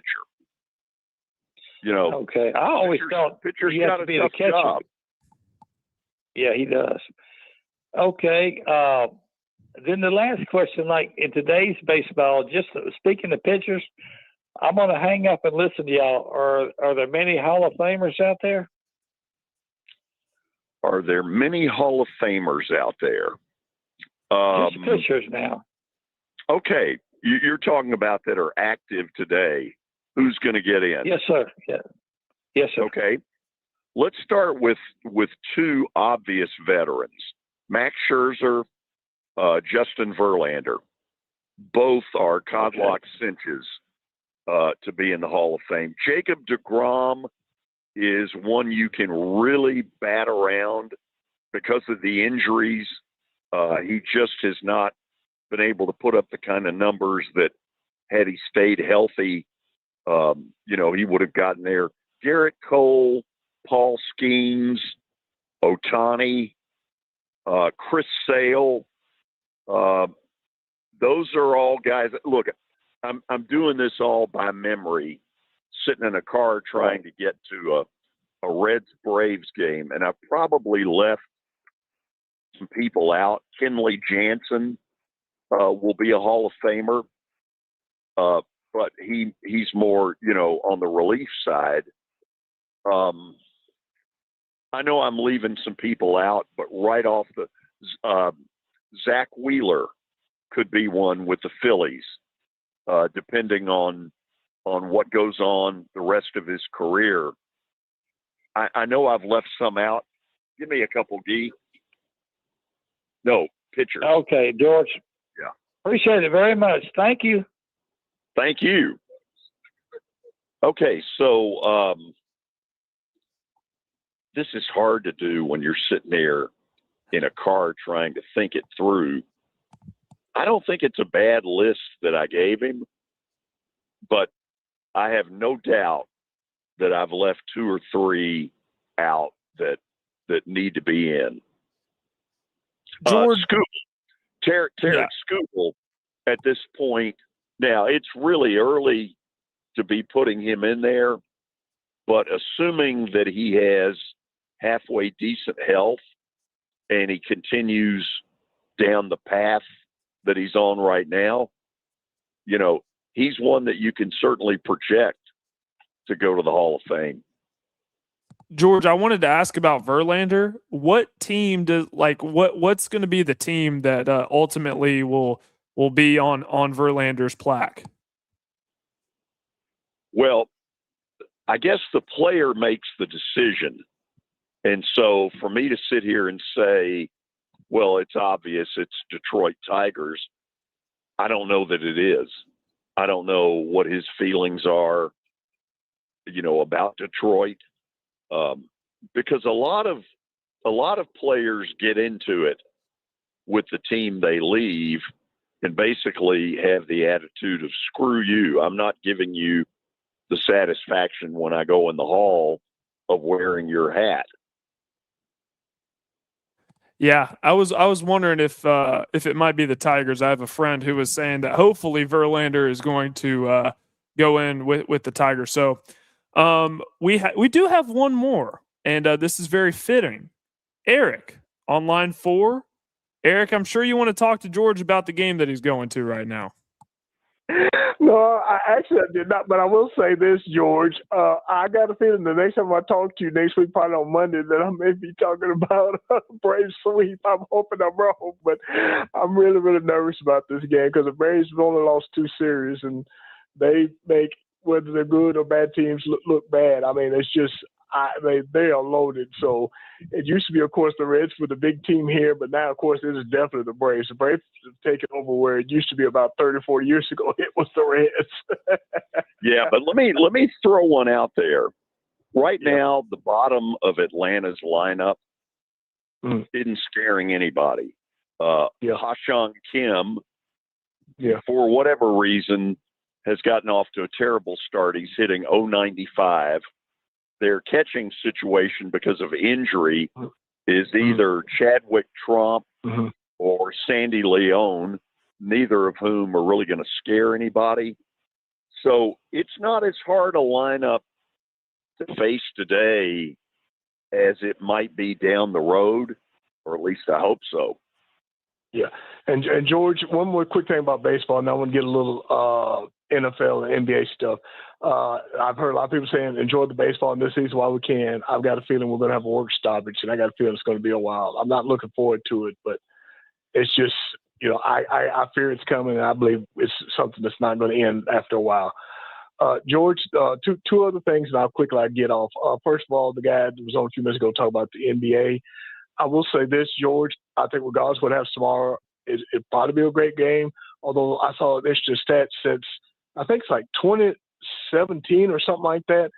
The home teams in Game 7 is like 14 and 15, a game under 500. So that may give San Antonio fans hope. Although I will say this, Oklahoma City is the overall favorite, but I've heard if it's the Knicks and the Spurs, actually the Knicks are the favorite, even though the Spurs would have the home court advantage. Because in fact, they said New York fans after the game was saying, we want Wemby. A bunch of them were shouting that everywhere. So we'll see what happens with that. And George, one last thing, and you give your thoughts on this. I've heard a lot of people, of course, June 1st, they think the trade's going to happen, or at least somewhere close around that, between A.J. Brown and the Patriots. But I've heard, not so fast, but Philly's asked for a first-round draft choice. The Patriots, I've heard reported not willing to part with that. Someone said a second, maybe it could turn to a first, or they might do it future. But I know A.J.'s like 29 and stuff like that, but I don't know if the Patriots are willing to do that, or unless they're hoping maybe some other teams step in to kind of drive up interest. Just wanted to get your thoughts on that. Guys, as always, it's a pleasure to talk to you. Like I said again, George, good luck, but not too much luck against my Reds this weekend. You have a great weekend, and we'll talk to you next week. Derrick, you have a good one. Think about it. This rumor has been on the table now for months.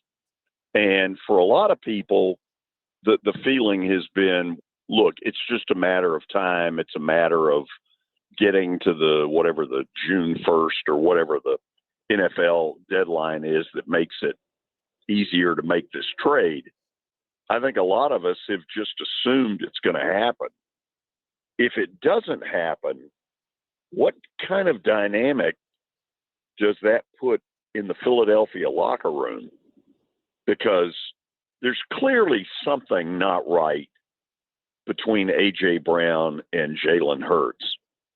And, Hurts may be one of these guys breathing a sigh of relief, believing he's getting rid of this issue. And then all of a sudden he comes back and the trade doesn't happen. That could really get weird. Yeah, Schefter put out that thing, feels like a month ago, that the expectation was that A.J. Brown will be traded to New England following the June 1st deadline, which you were referring to. And then I think it was another one of these NFL insiders, not sure if it was Ian Rappaport or Jordan Schultz, one of these guys that said Jacksonville is now in the mix. And certainly by the Eagles taking Mekhi Lemon from USC in the first round, it makes you think that A.J. Brown is a goner. I have no idea what's going to happen, but I see a lot of these analysts, saying that Philly's going to be right back in, contending and all of that. It's hard for me to go that far considering all that's come out this offseason, not just with A.J. Brown, but also the friction between, Jalen Hurts and Nick Sirianni, and the fact that he's had, 9 or 10 offensive coordinators in his last 9 or 10 seasons, which is just an absurd number. So it's not just the friction with A.J. Brown, but also the friction between Jalen Hurts and the rest of the organization. Yeah, don't forget they also got him a new tight end target in Eli Stowers from Vandy, who a lot of people are really high on what he could do in their system. Only time will tell. But there are so many weird dynamics that go on in Philly. There clearly is something that's not quite right. Those of us who aren't there on a daily basis, all we can do is speculate. My guess is the beat writers have a pretty good idea what's going on, and the fact that they're not refuting a lot of what has been coming out tells me that there is a lot of problems.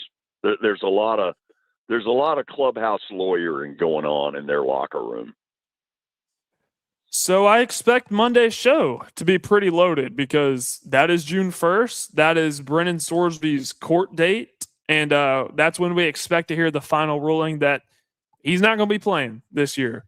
That is also the trade deadline, or not the deadline. I forgot the exact name of it, for the NFL, in which a lot of big-time players like A.J. Brown can be traded. It's easier at that point in the season because the rest that's on their guaranteed salary can be spread out over more years. That's why it's so easily accessible to trade guys after the June 1st. So should be a loaded show on Monday. We have room for a couple more phone calls if you want to go chime in on what all we've talked about. And also Tyler Tanner coming back to Vanderbilt. That is a very, very big deal. We could touch on that on the other side here as we wrap up the show on this Friday. This is the George Plaster Show. When I got my first car, my dad told me, keep the gas tank full and my number on speed dial. Now parents are telling their kids, save 615-242-9000 just in case. I'm Blair Durham. If you or someone you love is in a wreck, call us. We're here to get you the money you deserve. Are you tired of living with back pain? What would you do if the pain was gone? At the Dr. Gill Center, we've helped thousands of people over the last 30 years break free from pain and get back to living life. We're committed to your outcomes, and our caring team listens, understands, and offers real solutions to neuropathy, back pain, and joint pain without unnecessary surgery or medication. Choose the clinic that listens. Choose the clinic that cares. Call the Dr. Gill Center today at 615-882-4838. Let's make your pain-free life a reality. Baseball is just like music. You don't believe me? Let me show you. It's jazz, improvised, and unpredictable. It's rock. The crowd explodes like a guitar through a wall of amps. It's rap, fast, sharp, all rhythm, and timing. It's country, nothing but 3 outs and the truth. Do you believe me now? Look, no matter what music you're into, the hottest track in town, Nashville Sounds Baseball. Welcome to his city. Sports and Social at Green Hills Mall is the new home for our Football Night in Nashville promotion.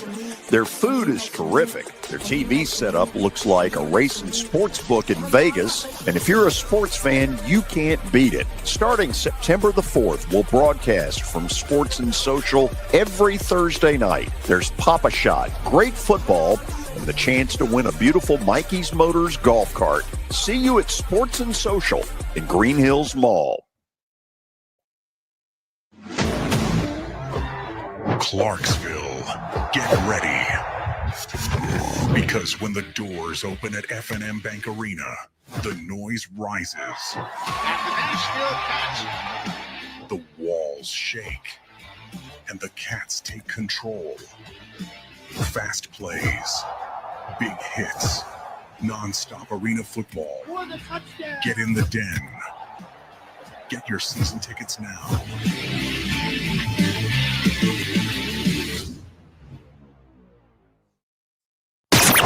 It's the George Plaster Show.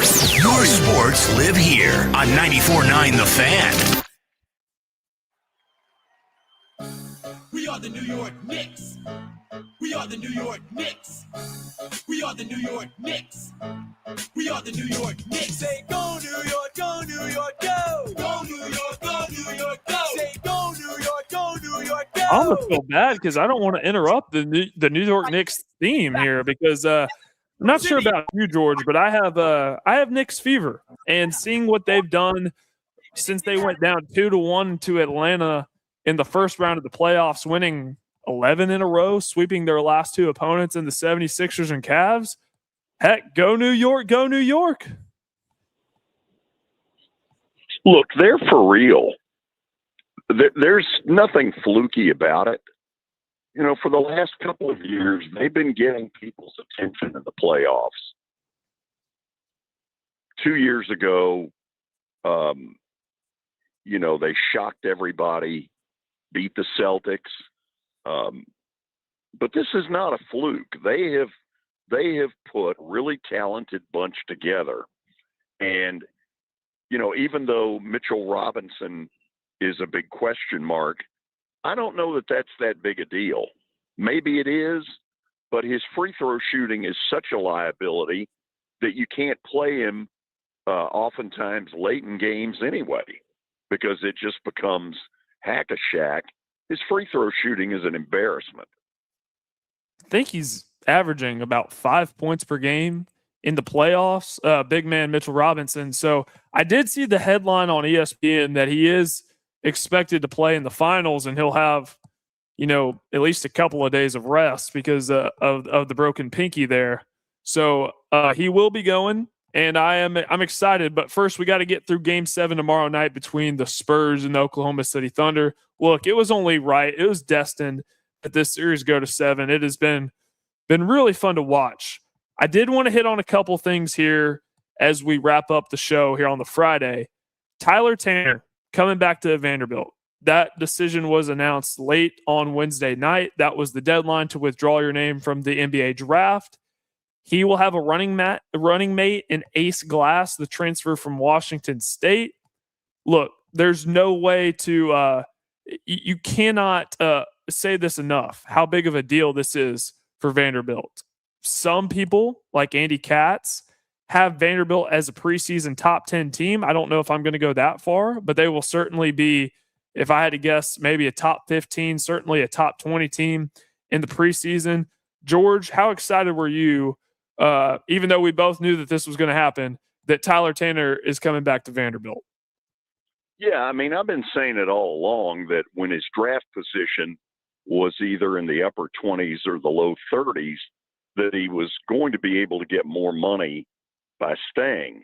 Now, the thing that I think is a little worrisome for him is, you know, he's being downgraded in the NBA based on body size and all that kind of stuff.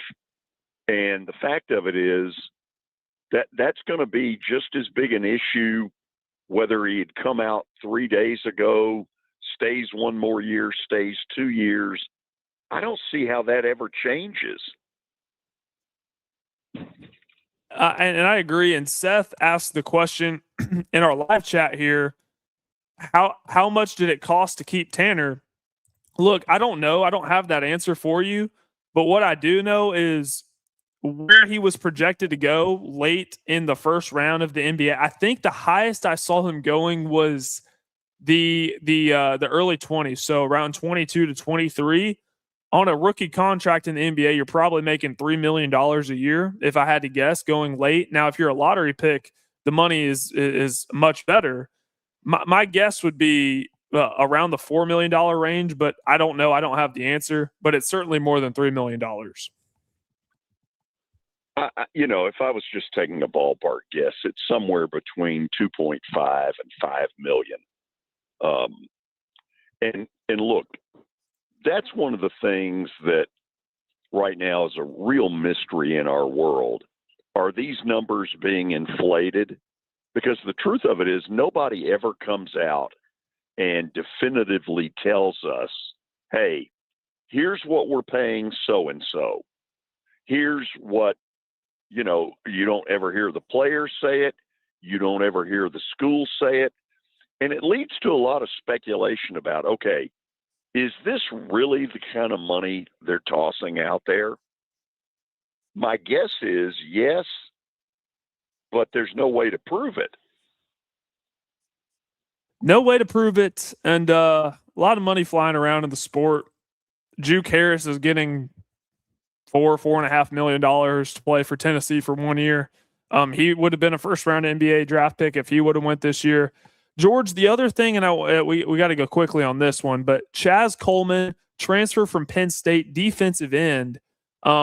It's been a saga this offseason. He set out a spring ball because he was homesick, and I told Tony Basilio I'd never heard of that before. He's supposedly getting paid $3 million, and he's not with the team right now. He's not reported for summer workouts.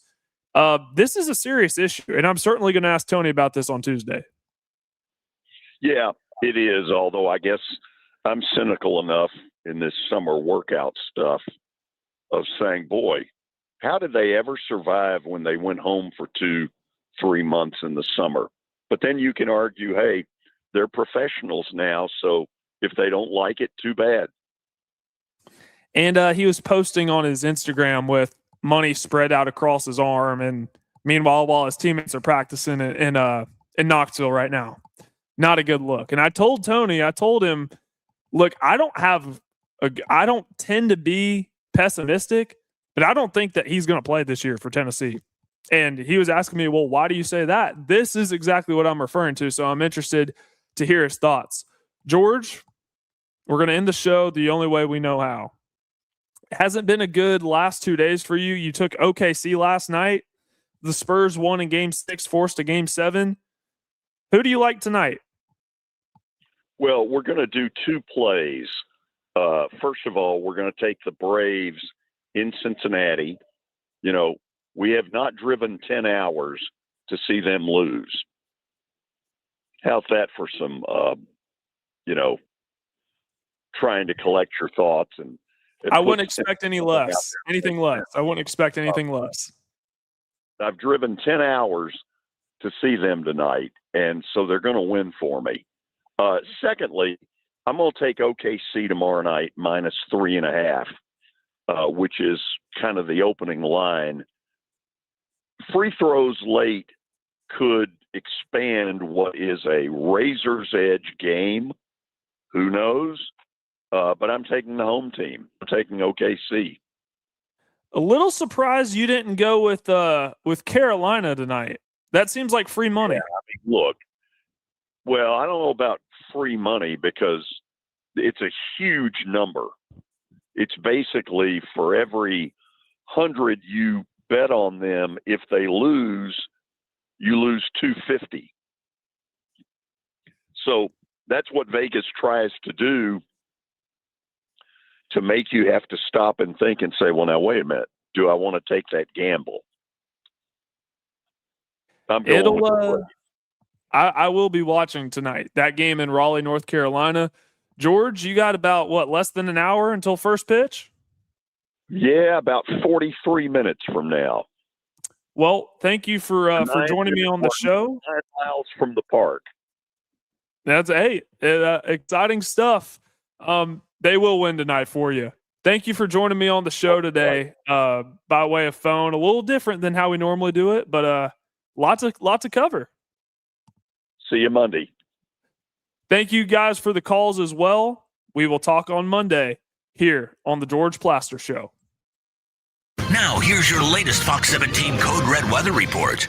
I'm Fox 17 meteorologist Brett Luna. This rainy pattern that we're in is going to stick around for a few more days. Scattered off and on showers and thunderstorms will continue.